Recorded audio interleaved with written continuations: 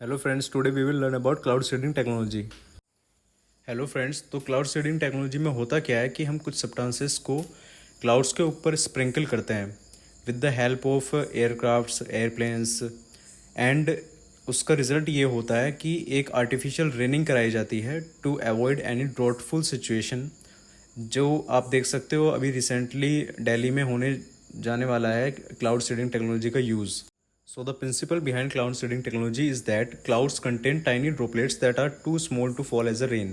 So cloud seeding technology introduces particles that encourage condensation or ice formation. These particles help droplets grow larger and eventually fall as a rain or snow. कुछ particles जो हम sprinkle करते हैं वो उसके droplets को heavy बना देता है एंड देन उसको कंडेंसेशन में हेल्प होती है।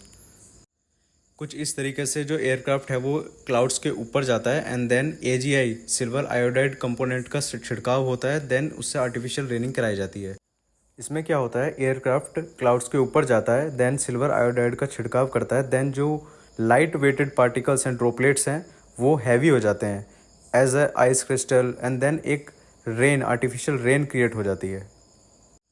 Here are some name mentioned of chemicals that are using in cloud seeding technology like silver iodide, potassium iodide, dry ice, sodium chloride. These act as a artificial nuclei for condensation or freezing. Here are some methods of cloud seeding like aerial seeding, which is done with the help of aircrafts. Second one is ground based seeding, which is done from the ground using flares. And third one is rocket seeding, which is used in difficult terrain. Now the applications of cloud seeding technology. It increases rainfall in drought-prone areas. It enhances snowfall for water reservoirs. It reduces hail damage and clear fog around airports. जैसे कि अभी recently Delhi में fog बहुत ज़्यादा बढ़ गया है pollution की वजह से, वहाँ पे हम इसको इसीलिए यूज़ करने वाले हैं। क्लाउड सीडिंग के कुछ एडवांटेजेस और लिमिटेशंस हैं।